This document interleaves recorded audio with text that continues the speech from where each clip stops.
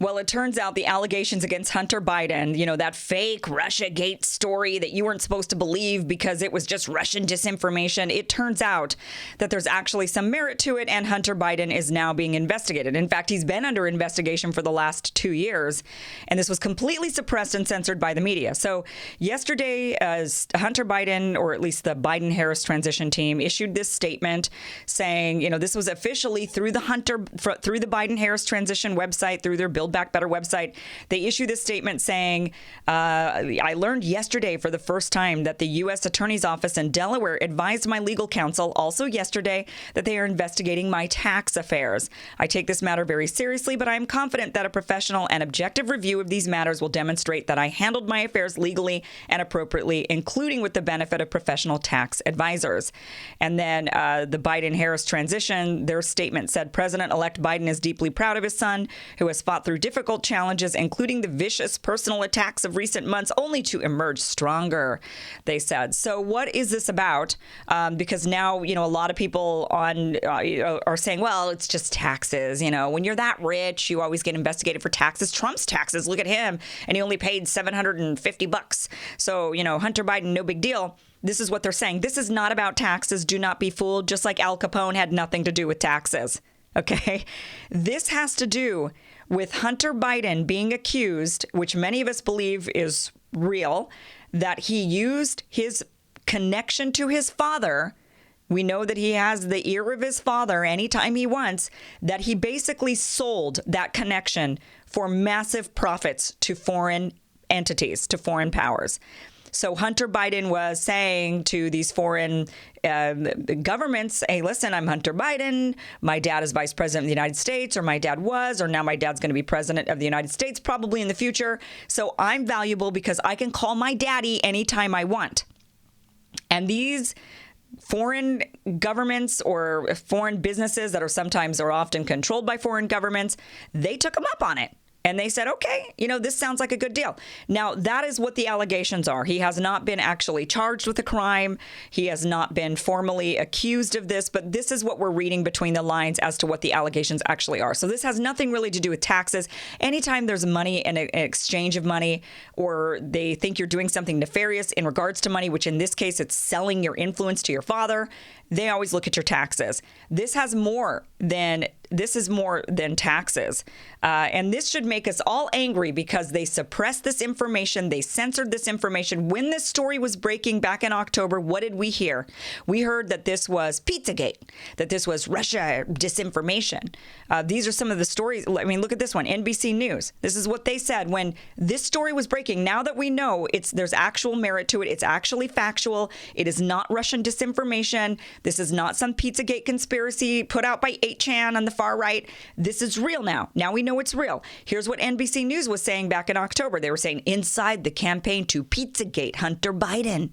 Pizzagate-style rumors in 2016 were largely confined to far-right message boards. This year, they're reaching the mainstream with the help from a website boosted by Trump. Dun, dun, dun. Oh, no. Yeah, oh, no, NBC, you got that way wrong. Turns out the story was true, and maybe if you actually looked into it, you would have realized that. But no, you instead buried that story, you censored that story, you ensured no one would hear about it, and you discredited the story. Now we know it's true, and this is what you did in order to swing an election. When Donald Trump was saying the news was fake, I remember when he first started saying the media is fake news, they're fake news, fake news. I was appalled. I mean, I'd never heard, the U.S. president attacking the press, the attacks on the press, the attacks on journalism. It was, to me, oh my gosh, this is the end of democracy. Democracy dies in darkness, as Washington Post says. And so I was really worried about that. But you know what? Now I look and I'm grateful. I'm like, you know what? It turns out he was right. The press is bought off. They are not news. They're propaganda. They're just pure propaganda. And now, 4 years later, we can look and see that he was right about that. Fake news. We were all shocked when he was doing it. We were like, this guy is outrageous. And now here we are. They are fake news. Here's CNN. Here's what they put. U.S. authorities investigating if recently published emails are tied to Russian disinformation effort targeting Biden. Oh, Russian disinformation.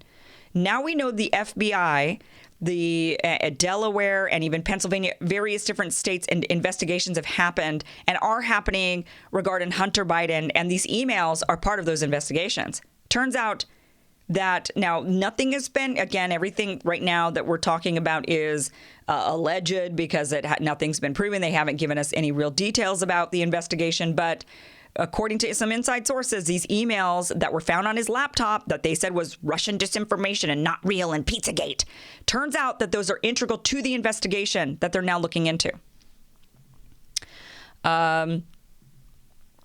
Here's this one. This one was from USA Today. A tabloid got a trove of data on Hunter Biden from Rudy Giuliani. Now the FBI is probing a possible disinformation campaign. This should make everybody angry.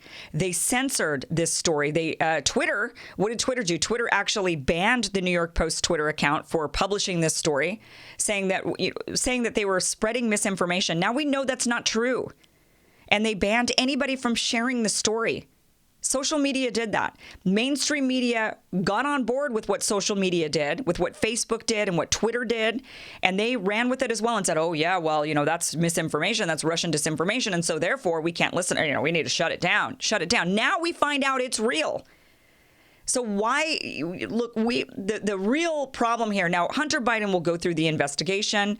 I think we should all be very concerned about what they're alleging Hunter Biden did because it does directly impact Joe Biden and the policies that Joe Biden might be enacting. Essentially, what they're really thinking Hunter Biden did was they think he peddled his relationship with his dad, that he was trying to make money off of it, that they think that he said, I got my dad and I can call my dad anytime I want. You know who my daddy is. And so, pay me a bunch of money and I'll maybe make some introductions for you. That is what he's accused of doing. That is likely what really happened. Now, whether or not they find evidence of that actually being the case is one thing. Whether or not they find evidence that he was able to sway his father's opinions on anything is another thing. But I think it's still very alarming that this is possible. Now, I don't know the difference, to be honest with you, between what Hunter Biden did and what lobbyists do. I think to me it sounds the same. It sounds like if he's guilty, they're all guilty, right? Because that's what a lobbyist does. A lobbyist says, I've got connections. I can help you. You have an agenda. I have connections. I can help make introductions, or I can go and talk to actually a lobbyist talks to their connections on your behalf. So it's very similar to Hunter Biden lobbying his father on behalf of Burisma from Ukraine, or on behalf of these Chinese companies that they're claiming that he did this for. So they're making the allegations that he peddled his influence and sold his influence to companies. Mainly they're looking at the Chinese companies that he peddled this influence in. And there's a lot of details as to what they think he did. We can go into some of the stuff that they're claiming. This is from Politico. Says right here, the investigation of Hunter Biden has dealt primarily with his financial ties to foreign figures and businesses, according to the person familiar with it. In a standard practice for tax investigations, the tax division at Main Justice in Washington has also been involved in the probe, the person said. In recent years, Hunter Biden has served on the board of the Ukrainian energy company Burisma, whose founder faced allegations of corruption and did legal work for Gabriel Popoviciu, a Romanian businessman accused of corruption. Okay, so we all know Hunter Biden had no business being on the board of this company. He had no oil and gas experience whatsoever. He had no experience in Ukraine. He didn't speak Russian or Ukrainian. He just doesn't belong there. The only reason he's there is because he's Joe Biden's son. And then people say, okay, maybe that's not really good, but it's not illegal, right? And maybe that's the case, right? Maybe it's not good, but it's not illegal.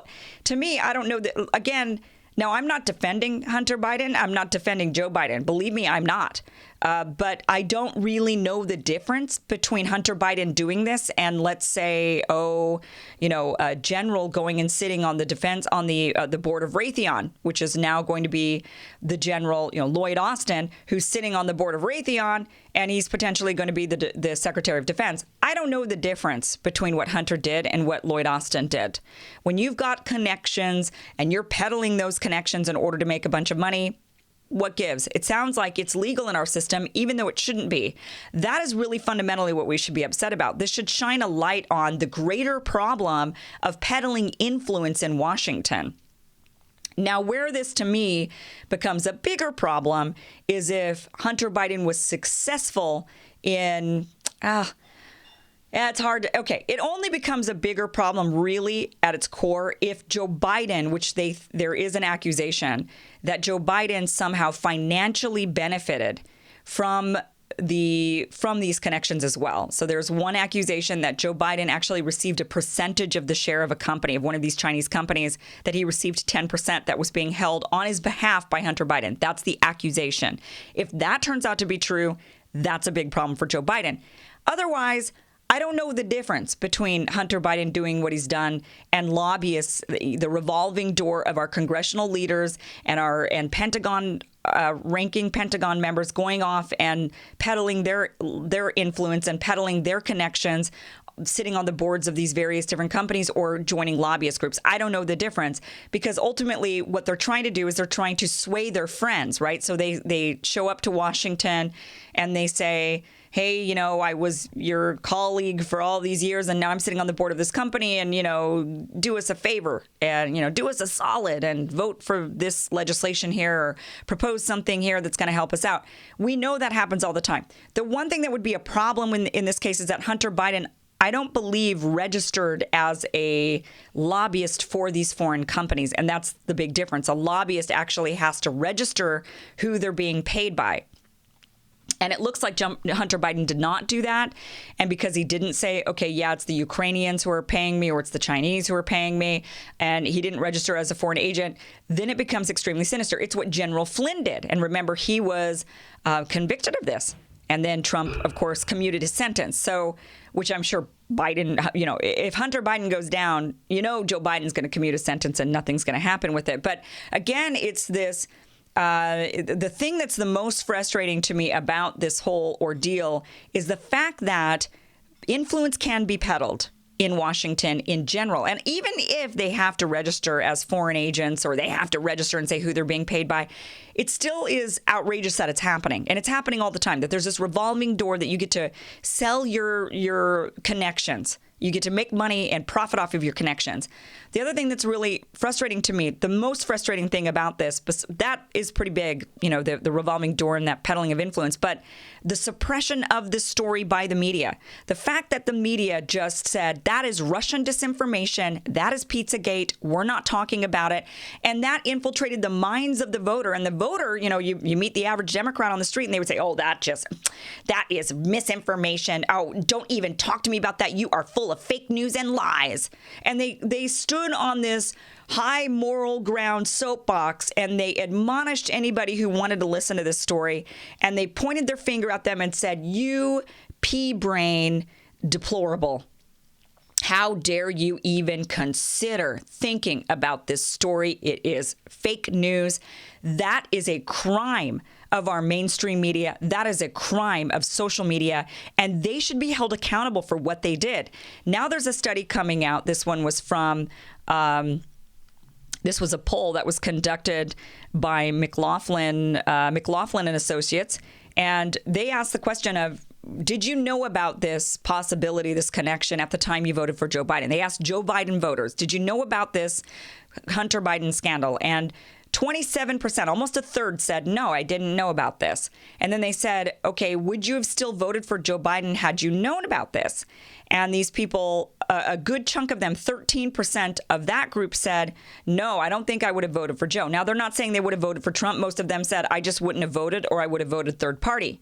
That is ultimately overall of Joe Biden's actual full voting base, 4.3%. Of the votes that went to Joe Biden were that group of people that said, maybe this story had actually there been some coverage on it and I knew about it. Maybe that would have swayed my opinion to not vote for Joe. These were the people that were independent voters, essentially, who have minds of their own. They're not brainwashed by the narratives all the time. And they were on the fence and they voted for Joe because they wanted to get Trump out, because they thought they wanted the crook out, only to find out that Joe Biden might come from a crime family on his own. So that 4.3% is enough to maybe have swayed the election. Think about that. We could have had a different election outcome, but they knew this. They knew this. That's why they suppressed the story. They didn't want you to know about this uncovering of the Biden crime family, because it gets deeper. It's not just his son.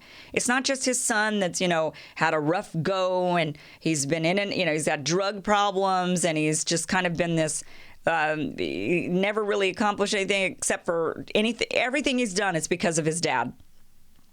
His dad helped him achieve, and you can't blame Joe Biden for that. You can't blame Joe for wanting to, for loving his kid and wanting to do everything he can to help his kid out. But you can blame Joe for knowingly for letting his son or encouraging or just not discouraging. He should have discouraged his son from taking these positions on the board of these various different companies or gaining, having some ins with these companies.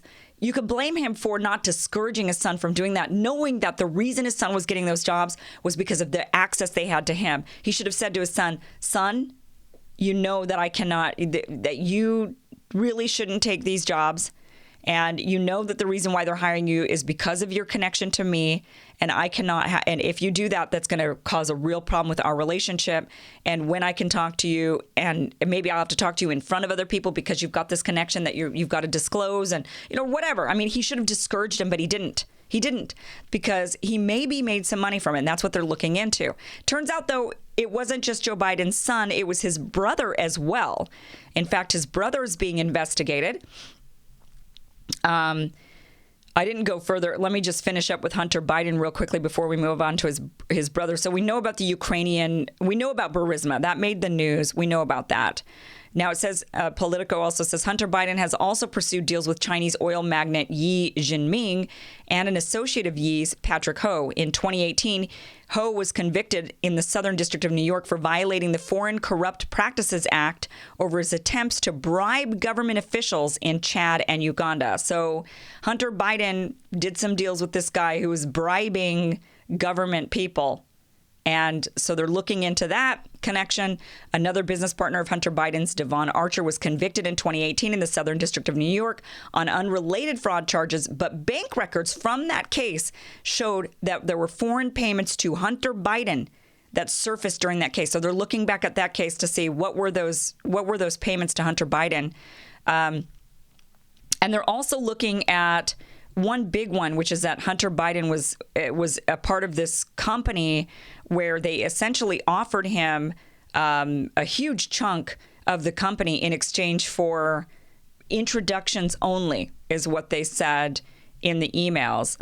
These were some emails that were collected from, these are from the New York Post here, and it says, this is one of the emails that was surfaced from the laptop that they said, no, don't you, Pizzagate. As I already alluded, we have discussed and agreed to the following remuneration packages: chair, vice chair, depending on agreement with CEFC, Hunter, $850. They go on CEO Tony, $850. James gets $500,000. We don't really know exactly what all of these, what they're referring to here, but down below in the email it says, at the moment there's a provisional agreement that the equity will be distributed as follows: 20H, 20RW, 20JG, 20TB, 10 Jim, 10 held by H for the big guy. So they're looking into who's H. They think that's Hunter. And 10 held by H for the big guy. They're thinking the big guy is not Santa Claus. Okay. So 10 held by H for the big guy. That right there, if that turns out to be something, would be a major problem for Joe Biden. Here's another one of the emails that came out. This is his, Hunter Biden's real name is Robert. So this is from Robert Hunter Biden. It says, my understanding is that the original agreement with the director was for consulting fees based on introductions alone, a rate of $10 million per year for a 3-year guarantee total of $30 million. That's how much someone was going to pay Hunter Biden for introductions alone. The chairman changed that deal after we met in Miami to a much more lasting and lucrative arrangement to create a holding company 50% owned by me and 50% owned by him. Consulting fees is one piece of our income stream, but the reason this proposal by the chairman was so much more interesting to me and my family is that we would also be partners in the equity and profits of the JV's investments. Hence, I assumed the reason for our discussion today, in which you made clear that the chairman would first get his investment capital returned and the profits would be then split 50-50. If you're saying that is not the case, then please return us to the original deal, $10 million a year, a guaranteed 3 years plus bonus payments for any successful deal we introduce. Let's discuss. Thank you. So, look, the emails are vague. They don't implicate directly anything. That's why they're investigating. That's why there's an actual investigation going on. And then it turns out that there's some issues with Joe Biden's brother as well. And this is, it says that FBI agents, meanwhile, have been asking about James Biden's dealings with the hospital company AmeriCorps Health, an operator of rural hospitals, as part of an investigation based out of the Western District of Pennsylvania, according to a person with direct knowledge of that investigation. So they're also looking into his brother, and they're just trying to figure out, they're saying the exact nature of James Biden's involvement with AmeriCorps is disputed. They don't really know. They said that, a business card identified him as a principal, but he disputed that he was ever principal of the company.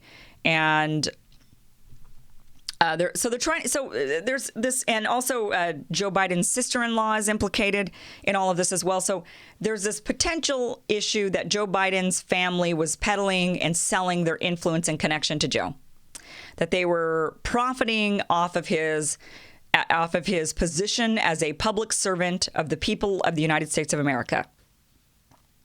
And that they wanted to peddle that influence and introductions. And that, like I said, doesn't sound much different to me than a lobbyist, except for they weren't registered. So that makes it illegal.